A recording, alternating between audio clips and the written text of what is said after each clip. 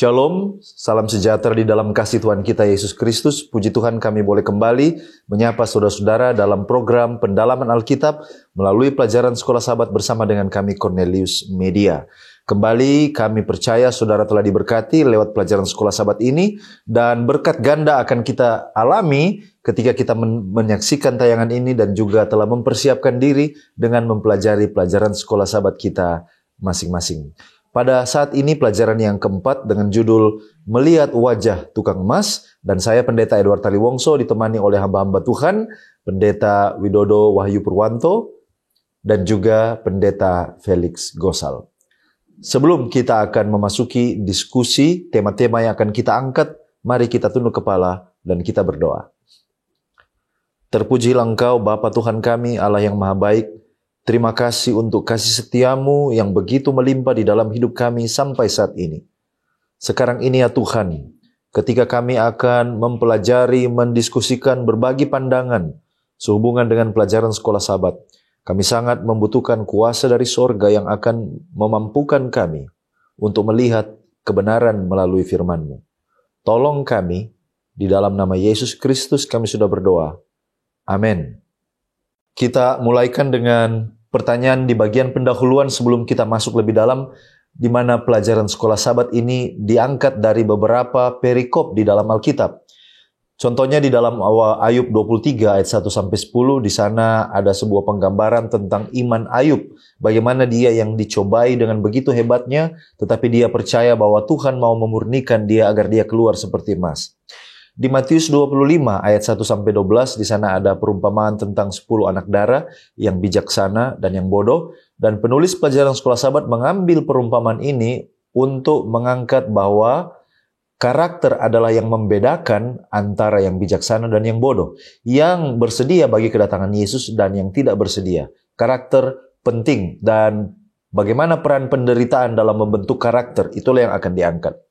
Lalu kemudian di Daniel 12 ayat 1-10 di sana adalah sebuah penggambaran tentang pada akhir zaman nanti mereka yang bersedia, umat-umat Tuhan yang bercahaya seperti bintang adalah mereka yang telah dimurnikan dan telah diadakan pengujian, dan pada akhirnya merekalah yang bersiap sedia bagi kedatangan Yesus.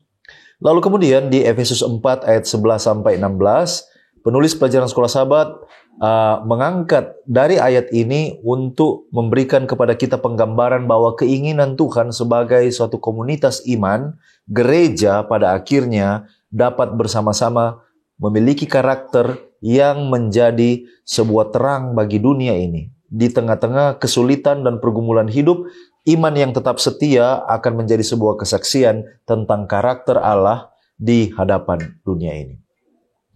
Nah, kita akan melihat apa yang dimaksud oleh penulis pelajaran Sekolah Sahabat ketika dia menggunakan ilustrasi goldsmith atau tukang emas. Yang dimaksud dengan tukang emas di sini adalah Allah sendiri. Lalu kemudian api atau panas yang digunakan untuk membentuk emas itu, memurnikan emas itu adalah penderitaan, pergumulan yang dialami oleh manusia.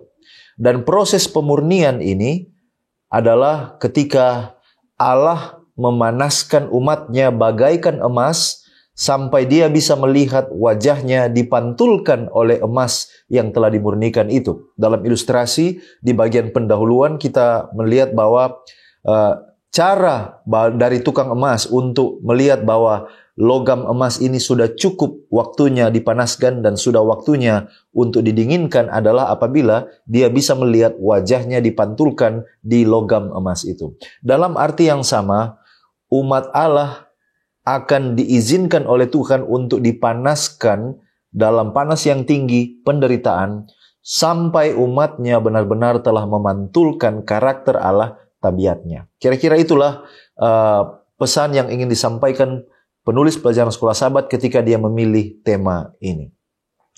Nah, cakupan dari pelajaran Sekolah Sahabat kita adalah kita akan lihat bahwa ternyata karakter seperti Kristus itu hanya bisa dikembangkan di dalam diri kita saat kita melewati cawan lebur kehidupan. Lalu kemudian kita akan lihat juga bagaimana peran dari penderitaan di dalam proses pemurnian.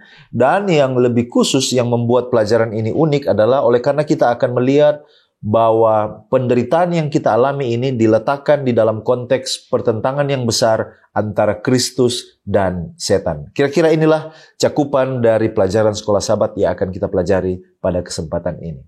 Baik, terima kasih pendeta. Dan pada pekan ini kita memiliki ayat tema yang terdapat di dalam 2 Korintus pasalnya yang ketiga, ayatnya yang ke-18. Di sana dikatakan, dan kita semua mencerminkan kemuliaan Tuhan dengan muka yang tidak berselubung. Dan karena kemuliaan itu datangnya dari Allah yang adalah roh, maka kita diubah menjadi serupa dengan gambarnya dalam kemuliaan yang makin besar. Baik, pada saat ini sebelum kita akan masuk lebih dalam lagi dalam pembahasan Sekolah Sabat kita, mari kita lihat sedikit pemahaman akan ayat tema yang dimaksudkan oleh penulis pada pekan ini. Baik, yang pertama kita akan lihat siapa kita yang dimaksudkan oleh Paulus di dalam frase ini. Kita semua mencerminkan. Siapa kita? Nah, tentu surat ini dikirimkan oleh Paulus kepada jemaat yang ada di Korintus. Tetapi di sini kita melihat ada kata ganti orang pertama jamak. Dan itu berarti Paulus sementara mengidentifikasi dirinya sendiri. Baik orang-orang Kristen yang ada di jemaat Korintus maupun juga dirinya sendiri bersama dengan teman-teman rasul-rasul yang lain. Oleh karena itu dapat disimpulkan bahwa kita di sini adalah baik pengirim maupun yang menerima surat ini. Dan beberapa ahli juga percaya jika Paulus di sini sedang merujuk kepada semua orang Kristen, bukan saja mereka yang tinggal di Korintus, tetapi semua orang Kristen adalah kita di sini yang nanti akan mencerminkan kemuliaan Allah. Baik, kemudian apa pengertian kemuliaan Allah dalam fase ini? Di dalam bahasa aslinya kata kemuliaan ini memiliki banyak arti. Namun mari kita lihat beberapa contoh di dalam Alkitab yang kiranya dapat membantu kita untuk menemukan arti dari kemuliaan Allah ini. Yang pertama, kalau kita buka di dalam Mazmur pasal 19 ayatnya yang pertama, di sana dikatakan bahwa langit menceritakan kemuliaan Allah. Ya. Kemudian di Yohanes pasalnya yang ke-11 ayat 4, cerita tentang Lazarus ketika kabar tentang Lazarus yang sakit tiba di telinga Yesus. Yesus mengatakan bahwa penyakit itu tidak akan membawa kematian, tetapi akan menyatakan kemuliaan Allah. Ya, kita sudah punya dimensi yang berbeda dari pengertian kemuliaan Allah di sini. Kemudian Roma pasal 3 ayat 23.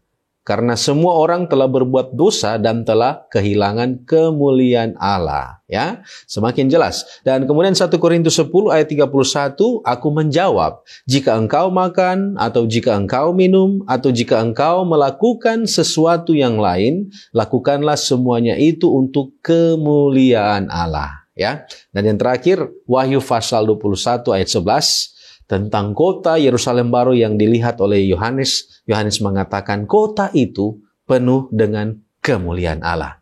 Nah, lewat beberapa contoh kata kemuliaan Allah yang telah kita bacakan dari 5 ayat ini, kira-kira apa makna kemuliaan Allah itu? Nah, saudara-saudaraku yang kekasih, secara keseluruhan kata kemuliaan Allah ini digunakan dalam berbagai cara di dalam Alkitab. Itu bisa merujuk kepada kebesaran Tuhan, itu bisa merujuk kepada kehormatan Tuhan, keindahannya, kekuasaannya, dan cahayanya. Tetapi dalam konteks ini, secara sederhana mungkin dapat kita katakan bahwa kemuliaan itu adalah perfect inward atau personal excellency of God, yaitu kepribadian Allah yang sempurna yang nantinya akan dicerminkan oleh umat-umat Kristen kepada orang lain. Nah, kemudian di sini kita akan melihat apa artinya mereka mencerminkan kemuliaan Tuhan dengan muka yang tidak terselubung, ya. Nah, saudara-saudara, pada saat Paulus menjelaskan akan frase ini kepada orang-orang yang ada di Korintus, Paulus sementara menjelaskan apa yang terjadi kepada Musa di dalam Keluaran pasal 34, yaitu di mana kemuliaan Tuhan dengan muka yang tidak terselubung ini menghubungkan manusia atau Musa yang penuh kemuliaan Tuhan ketika dia keluar setelah dia menghadap Tuhan. Nah, kalau kita tahu cerita ini secara sederhana dikatakan bahwa Musa pada saat dia mau masuk untuk menghadap Tuhan, dia memakai sebuah selubung, ya, menutup mukanya. Tetapi ketika dia bertatap atau dia bertemu dengan Tuhan di dalam, dia melepaskan itu, dan ketika dia keluar dari tempat itu, maka wajahnya itu penuh dengan kemuliaan Allah, bersinar. Nah, Paulus di sini menekankan jika orang Kristen berbeda dengan orang Israel kuno, ya. Dan mereka tidak perlu lagi menggunakan selubung wajah saat menghampiri Allah, di mana orang Kristen mendapatkan kesempatan istimewa untuk ditarik dekat dengan Allah. Ya, jadi mereka saat itu sudah tidak perlu lagi memakai selubung untuk mendekati Tuhan. Ini adalah kesempatan istimewa yang diberikan kepada orang Kristen. Nah, Rasul Paulus sempat menyinggung di ayat 15 jika praktik-praktik seperti begini masih saja dipraktikkan oleh orang-orang Yahudi. Kalau kita baca ayat 15, bahkan sampai pada saat ini, setiap kali mereka membaca kitab Musa, ada selubung yang menutupi hati mereka. Tentunya ini adalah selubung yang lain. Ya, mereka masih saja ada batas, ada sesuatu yang membuat mereka itu, hati mereka terpisah dengan kitab Musa ini. Oleh karena itu, Paulus mengatakan di dalam Ibrani pasal 4 ayat 16, sebab itu marilah kita dengan penuh keberanian menghampiri tahta kasih karunia supaya kita menerima rahmat dan menemukan kasih karunia untuk mendapat pertolongan kita pada waktunya. Jadi di sini Paulus memberikan dorongan kepada orang-orang Kristen. Pada saat ini mereka memiliki satu kesempatan istimewa. Mereka tidak perlu lagi memakai selubung, tetapi mereka dapat menghampiri Tuhan itu dengan sebuah keberanian. Jadi pengertian sederhana di sini adalah bahwa orang Kristen akan menerima pantulan cahaya kemuliaan Allah, dan kemudian itu akan dipantulkan kepada orang lain. Nah, kita akan lihat apa dan siapa roh yang dimaksudkan di dalam ayat tema ini. Nah, roh di sini merujuk kepada Allah Roh, yaitu Roh Kudus itu sendiri, di mana kuasa inilah yang akan mengubah hati, membaharui, menyucikan, memurnikan. Roh ini juga yang akan menolong orang Kristen dalam mencerminkan kemuliaan Allah. Dan yang terakhir kita akan lihat apa yang dimaksudkan menjadi serupa dengan gambarnya. Baik, saudara-saudara, ada beberapa poin yang ingin saya sampaikan di sini. Yang pertama, menurut beberapa sarjana Alkitab, ya, maksud Paulus di sini adalah ketika seseorang itu melihat ke dalam cermin, ya, cermin Allah, di mana dia akan melihat gambar Allah dalam karakternya, yaitu kasih, damai, kebenaran, maka orang itu akan diubahkan di dalam karakternya. Nah, tentu aktivitas melihat cermin di sini adalah sebuah analogi. Ya, artinya di sini adalah Allah rindu agar gambarnya atau karakternya itu dipelajari, dimiliki oleh umat Kristen yang telah lama hilang oleh dosa. Nah, ini adalah gambaran jika di saat ini gambaran kita dengan gambaran Tuhan itu berbeda. Tetapi semakin sering kita melihat kepada Yesus, belajar daripada Yesus, maka semakin jelas gambar Yesus ada di dalam kehidupan kita. Kira-kira demikian pengertian ayat tema kita pada saat ini. Terima kasih Pendeta. Dari ayat inti, Pendeta, kita akan berpindah kepada Kejadian pasal yang pertama ayat yang ke-27. Khususnya apa pengertian dari gambar Allah yang dimaksudkan di dalam ayat itu.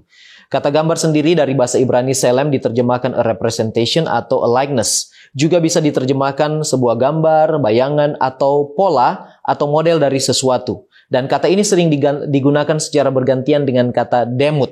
Nah, apa artinya? Dalam bukunya Man's Nature and Destiny, Uriah Smith menitik beratkan gambar Allah itu dalam pengertian fisik.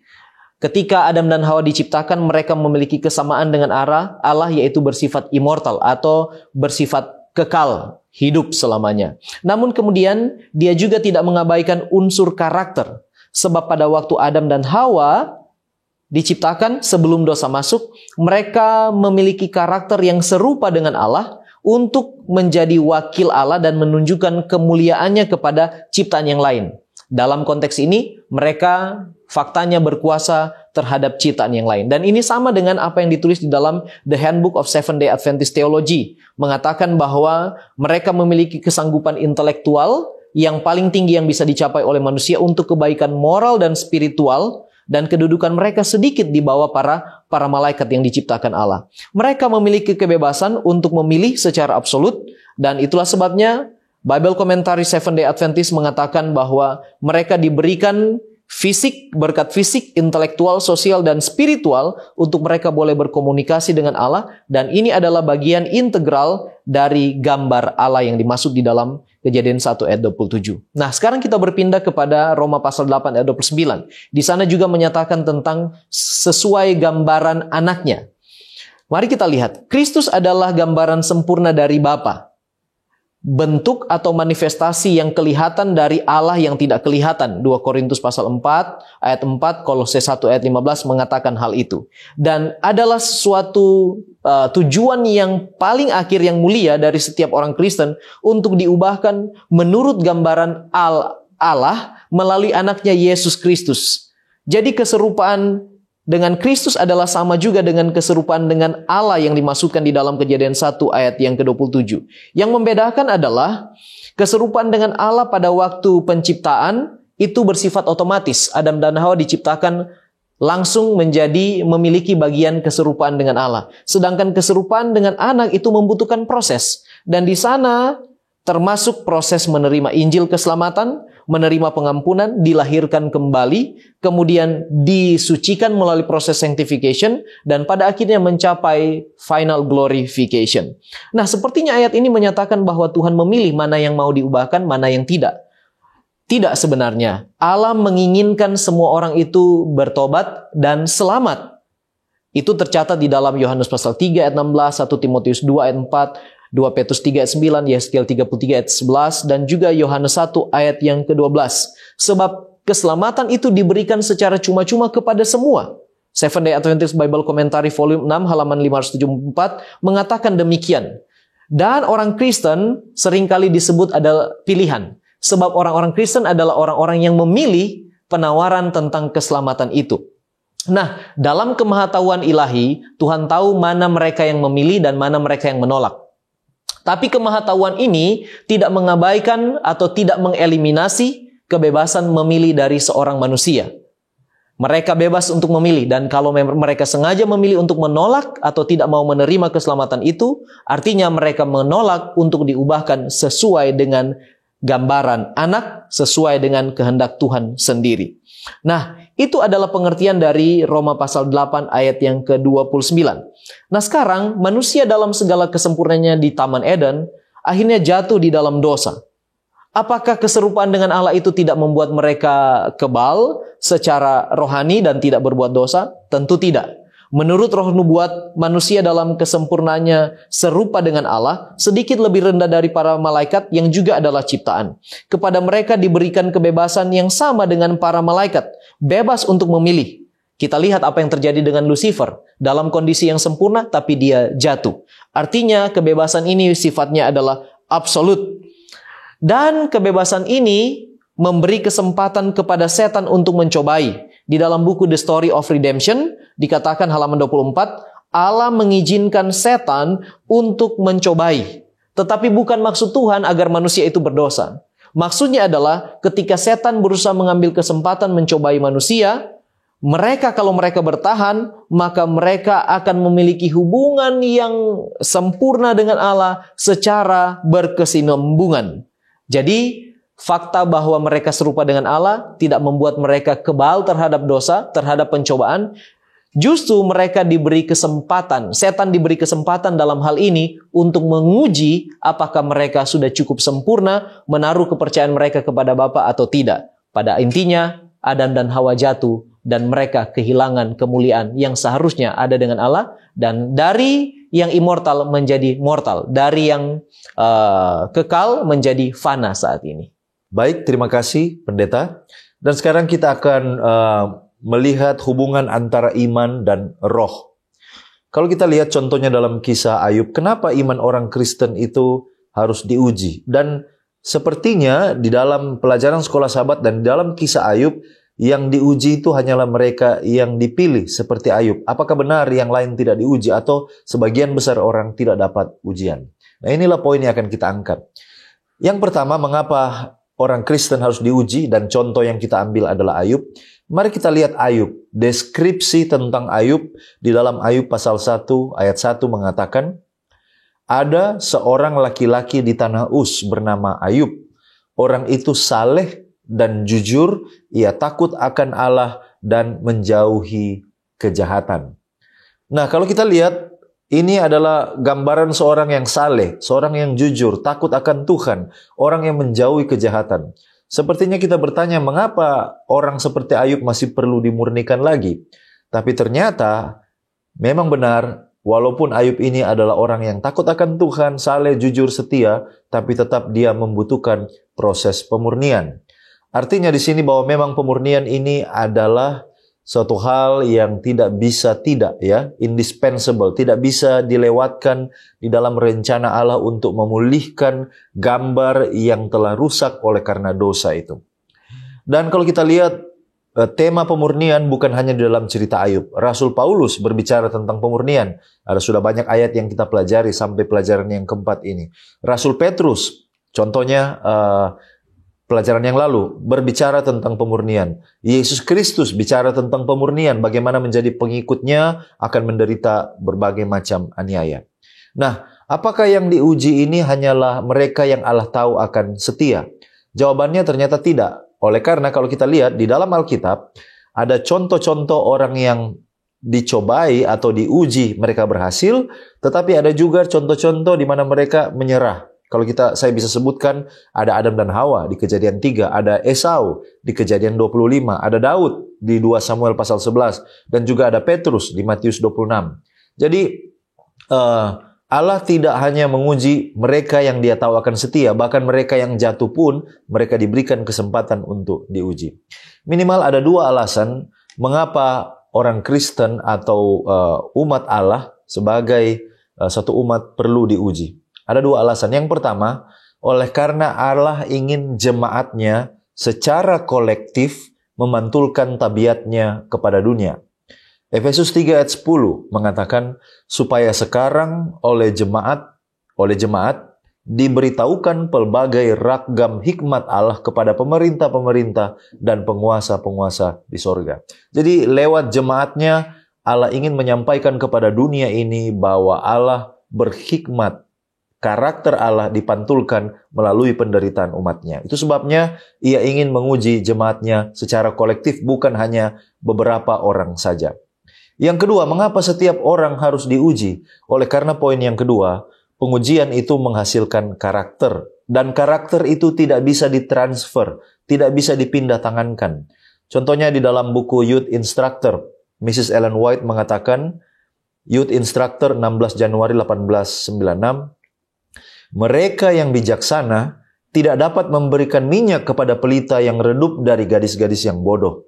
Karakter tidak dapat dipindah tangankan. Itu tidak untuk dibeli atau dijual. Itu harus diusahakan.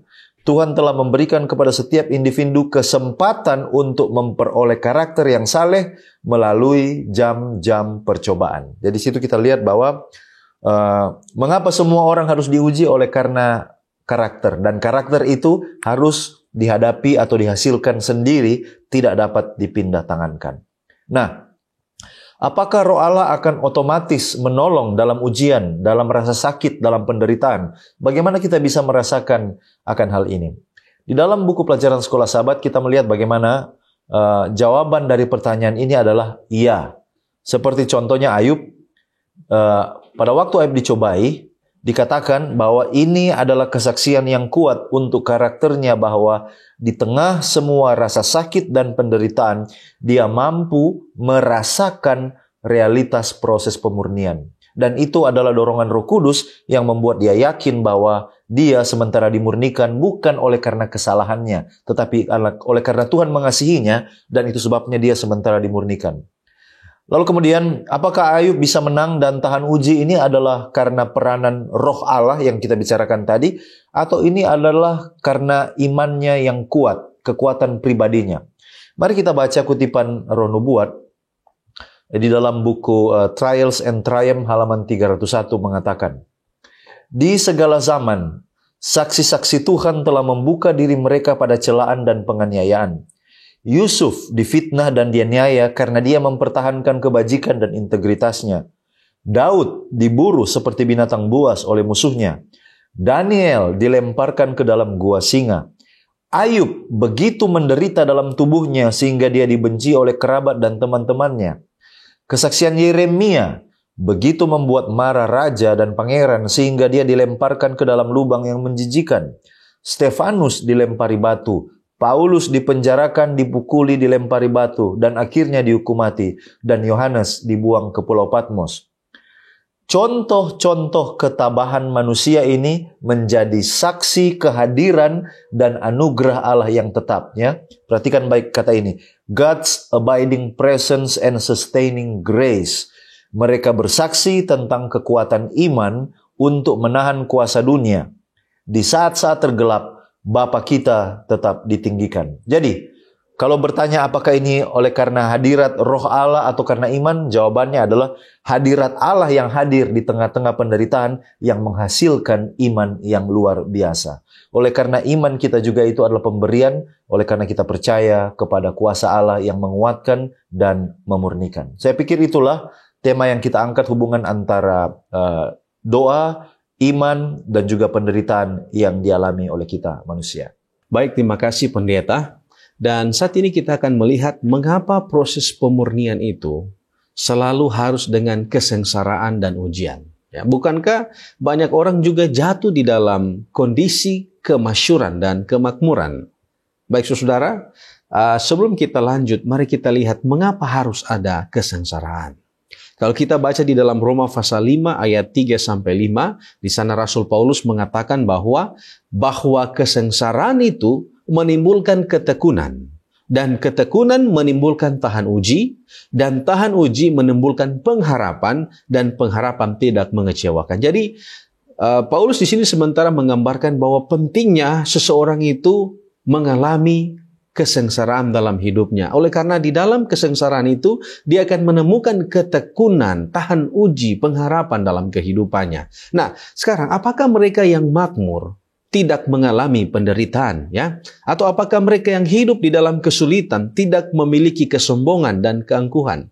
Nah, tentu pertanyaan ini dapat memberikan kita sedikit pengertian, ya. Baik mereka yang makmur maupun mereka yang hidup dalam kesulitan sama-sama akan melewati api penyucian. Ya, kita semua, tidak peduli kita semua yang kaya atau yang miskin, ya, selama kita masih ada dalam atas dunia ini, kita pasti akan melewati api ini. Ya, jadi kita tidak bisa bilang mereka yang makmur tidak akan merasakan penderitaan, atau mereka yang hidup dalam kesulitan otomatis mereka sementara melewati api itu.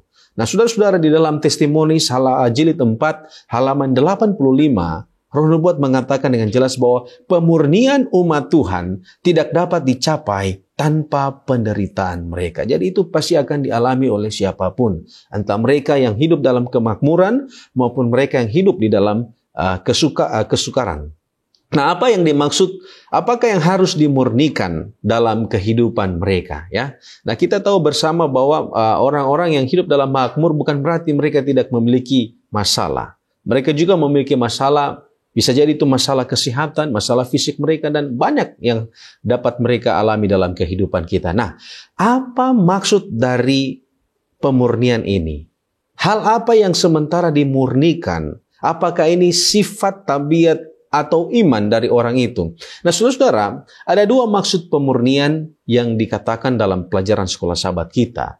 Yaitu yang pertama adalah maksud dari pemurnian itu adalah untuk memisahkan kepalsuan dari dalam diri kita. Sehingga yang ada di dalam hati kita itu adalah kemurnian, ya, keaslian. Palsunya itu disingkirkan, yang tidak berharga itu disingkirkan, sedang yang berharga itu yang tinggal di dalam kehidupan kita. Itu yang pertama. Yang kedua, maksud dari pemurnian ini adalah supaya kita boleh mati, ya, terhadap diri kita sendiri dan menjadi manusia yang baru.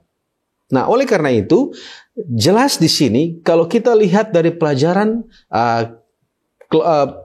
sekolah sahabat kita, bahwa kalau kita lihat di bagian pokok pelajaran, yang dimurnikan di sini itu adalah karakter, dari umat-umat Tuhan, ya.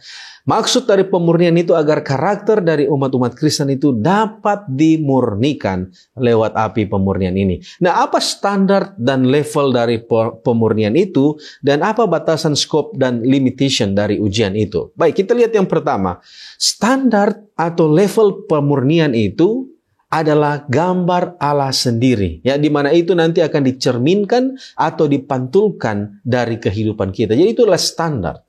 Dan kemudian batasan skop limitasi dari ujian itu sendiri, kalau kita baca dalam 1 Korintus pasal 10 ayat 13, bahwa itu adalah batas kemampuan kita. Jadi Tuhan tidak akan menguji kita melewati batas kemampuan kita. Nah, kalau begitu, apa sebenarnya ciri-ciri orang yang sudah dimurnikan? Dan apa bisa setelah dia dimurnikan, dia masih bisa jatuh dalam dosa? Nah, saudara-saudara, diubahkan dalam pemurnian adalah proses yang panjang. Ya, jadi kita tidak bisa bilang dia sudah dimurnikan. Semua sementara mengalami akan hal ini. Dan sekalipun kita telah dapat memantulkan kemuliaan Allah dalam kehidupan kita, itu tidak dapat dipantulkan dengan sempurna karakter Tuhan dalam kehidupan kita. Nah, tentu siapapun dia, ada kemungkinan untuk tetap jatuh, ya. Tetapi karena roh itu yang telah menguatkan kita, ya, roh Allah itu telah menyanggukan kita, maka kita akan disanggukan dengan kuasa, sehingga bukan lagi kekuatan kita yang akan menjalani setiap masalah, tetapi kuasa Allah yang hidup di dalam kita. Jadi di sini jelas bahwa sebenarnya kita dapat melihat ciri itu apabila dia sudah memantulkan karakter Allah. Tetapi kapan itu? Itu adalah proses yang panjang dalam kehidupan orang Kristen. Nah, kalau berbicara tentang ujian iman dan menang, apakah orang yang menang otomatis langsung mendapatkan keselamatan? Mari kita lihat. Mereka yang menang dari ujian iman sampai saat terakhirlah atau sampai kesudahanlah, merekalah yang akan mendapatkan keselamatan.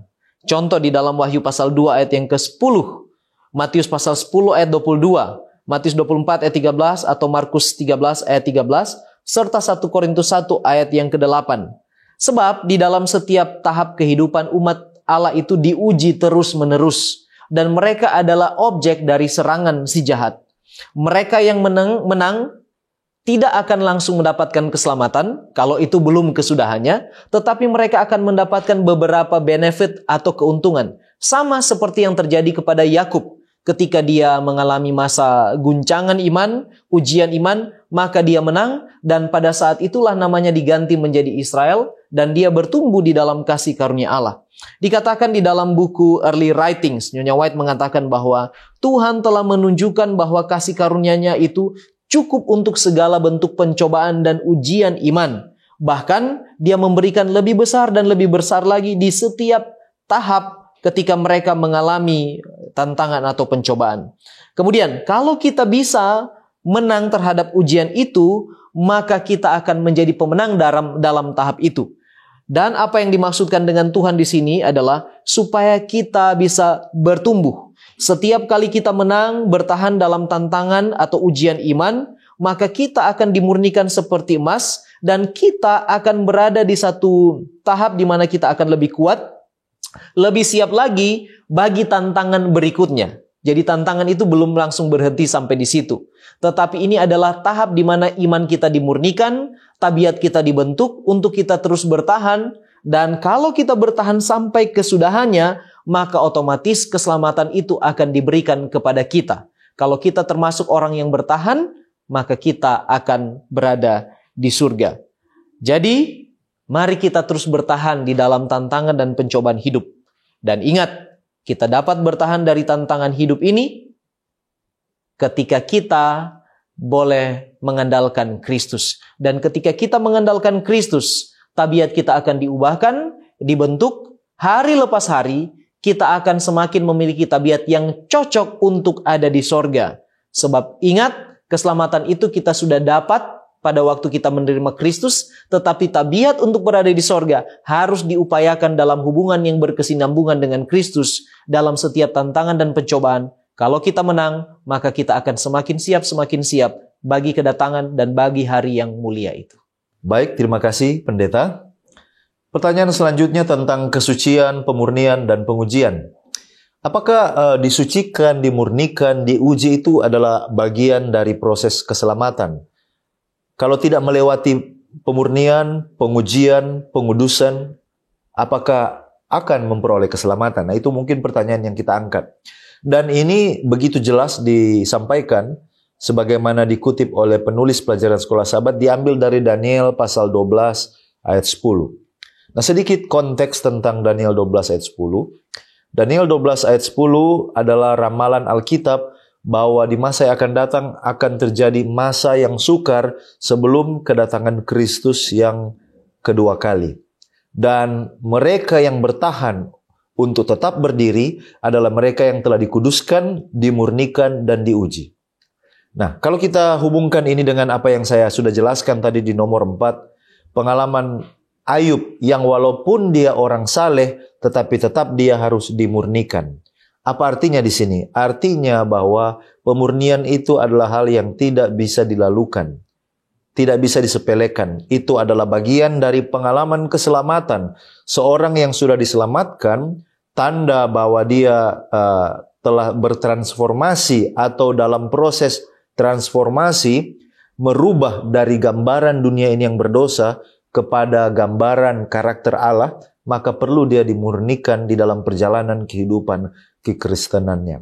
Dan bahkan Alkitab sendiri begitu jelas menyatakan bahwa tanpa kesucian tidak seorang pun akan melihat Allah. Dan kesucian atau kekudusan itu hanya diperoleh melalui pemurnian dan pengujian. Contoh kalau kita lihat kata-kata Yesus Matius 5 ayat 8. Berbahagialah orang yang suci hatinya karena mereka akan melihat Allah. Suci hatinya syarat melihat Allah.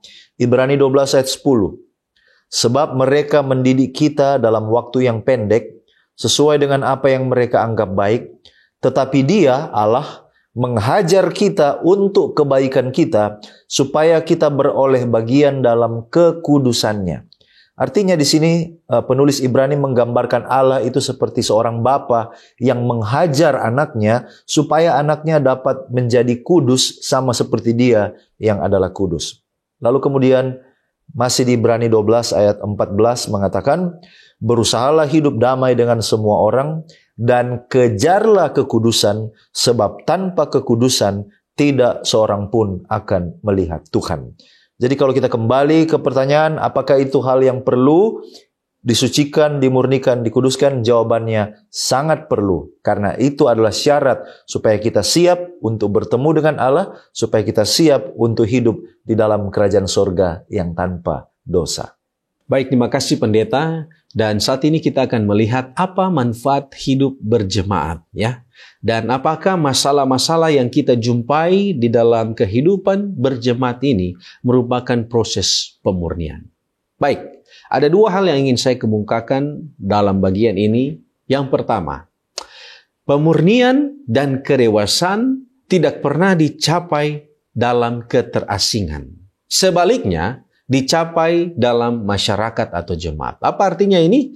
Nah, pemurnian itu tidak dihasilkan ketika kita pergi bertapa di sebuah tempat yang terasing kemudian kita dimurnikan. Tidak. Tetapi ketika kita hidup berdampingan dengan orang, ya, kita hidup dengan orang-orang yang berbeda dengan kita. Kita hidup dengan orang-orang yang memiliki cara pandang yang berbeda, sifat yang berbeda, dan kelemahan-kelemahan kita, kelemahan-kelemahan orang yang ada di samping kita, disitulah kita diuji di dalam kemurnian kita.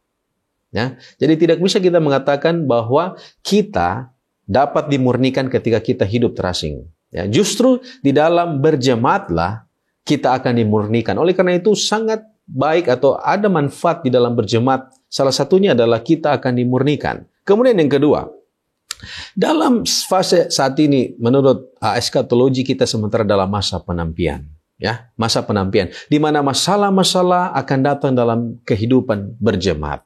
Masalah-masalah ini bukan saja masalah perbedaan karakter, ya, tetapi masalah-masalah ini sudah bercampur aduk, sudah ada doktrin-doktrin yang aneh di sana, sudah ada sifat-sifat yang mementingkan diri di sana, dan ini yang kita sementara hadapi di dalam dunia atau gereja kita. Nah, saudara-saudara, mereka yang tidak kuat di dalam masa penantian ini tentu akan terlempar. Tentu mereka yang kokoh akan tetap tinggal. Jadi bisa dikatakan di sini bahwa masalah-masalah yang kita hadapi di dalam jemaat kita itu merupakan salah satu fase dari permurnian kita. Ya, dan saya bisa katakan karena di dalam jemaat ini karakter kita diuji, iman kita diuji, maka mereka yang tidak kuat tentu akan terlempar keluar, sedangkan mereka yang memiliki karakter, ya, iman kepada Yesus, karakter mereka yang diubahkan, mereka akan kokoh tetap di dalam kebenaran firman Tuhan sampai Tuhan datang pada kali yang kedua. Kira-kira inilah manfaat dari kehidupan berjemaat dan di mana tempat ini juga kita sementara dimurnikan dalam kehidupan kita. Baik, terima kasih pendeta, dan saat ini kita datang kepada kesimpulan dari diskusi kita. Kita perlu bertanya, apakah proses ujian atau permurnian di mana seorang Kristen mengalami yang namanya tantangan, pergumulan hebat, bahkan mungkin penderitaan itu, apakah itu berlangsung seumur hidup? Mari kita lihat bahwa di dalam setiap tahap kehidupan Kristen, maka Allah menguji iman kita untuk melihat apakah kita sudah cukup matang dan dewasa, sebab ujian terhadap iman kita menentukan perkembangan karakter kita, di mana ini diperlukan untuk kita boleh bersiap ke sorga. Sebab keselamatan itu sudah kita dapatkan pada waktu proses kita di-justified, kita dibenarkan oleh karena kasih karunia.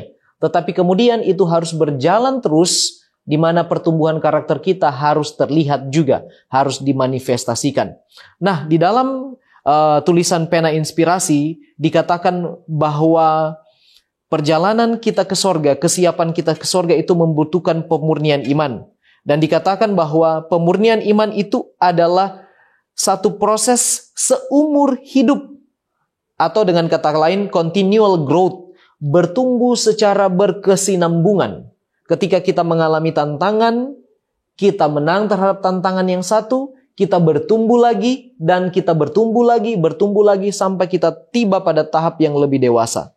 Dan sebenarnya proses pemurnian ini bisa disandingkan dengan proses sanctification, di mana proses ini adalah proses pengembangan karakter seorang Kristen.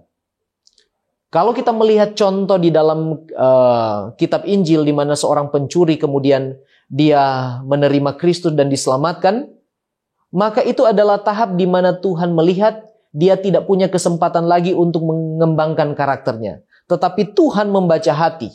Dia tiba di titik di mana dia dibenarkan atau justification. Dan itu menjamin kehidupannya nanti akan ada di surga. Tetapi bagi kita yang diberi kesempatan, maka kita harus bertumbuh di dalam proses pemurnian itu yang berlangsung setiap hari sampai kita siap ke sorga. Tapi kita harus waspada.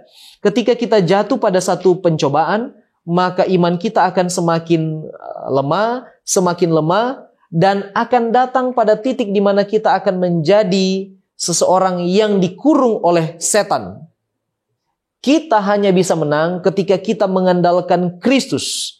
Dan hanya oleh karena Kristuslah, maka kita boleh bersiap dan bertumbuh secara karakter, di mana pada waktu Tuhan datang kita akan diselamatkan. Dikatakan di dalam Seventh-day Adventist Encyclopedia, pembenaran meletakkan kaki orang Kristen pada jalan keselamatan. Tetapi proses sanctification, proses pemurnian adalah membawa kita berjalan terus di jalan keselamatan itu, melihat kepada perfection atau kesempurnaan di dalam Kristus. Dan itu adalah tujuan Allah untuk memulihkan kesempurnaan yang ada di dalam Allah, di dalam kehidupan manusia yang berdosa. Hanya saja kita harus boleh berjalan dalam proses ini dengan Kristus. Dan pada waktu itulah kita akan menjadi pemenang. Mari kita tunduk kepala dan kita satu dalam doa. Bapa kami yang bertahta di dalam kemuliaan surga, terima kasih memberi kesempatan kepada kami untuk belajar tentang kasih karunia Tuhan yang mengubahkan kehidupan kami. Tentang kesempatan melalui Yesus Kristus kami boleh dipulihkan, diubahkan menurut gambar dan rupa Allah. Sebagaimana Adam dan Hawa pernah memilikinya, kemudian jatuh. Demikian pula ketika kami menerima Kristus dan pekerjaan pemurnian oleh Roh Kudus, kami boleh menang dan dipulihkan. Kami berharap proses pemurnian yang terjadi di dalam hidup kami setiap hari dapat kami imani sebagai sesuatu yang akan mematangkan, mendewasakan iman kami, untuk kami boleh layak berada di dalam kemuliaan sorga, hidup kekal selama-lamanya bersama dengan Juru Selamat kami. Tolonglah kami Tuhan, berikanlah kepada kami hikmat, berikanlah kepada kami tahan uji, sehingga dengan demikian dalam segala keadaan kami akan memuliakan Tuhan. Kami juga ya Tuhan boleh bersaksi tentang kebaikan dan kesetiaan Tuhan kepada orang lain, dan banyak jiwa yang akan datang kepada Tuhan, serta melihat rencana-Mu yang ajaib itu. Terpujilah Engkau Bapa di sorga, ampuni kami dari dosa kami, sempurnakanlah pengharapan iman kami Tuhan, sebab kami sudah berdoa di dalam nama Yesus Juru Selamat kami. Amin.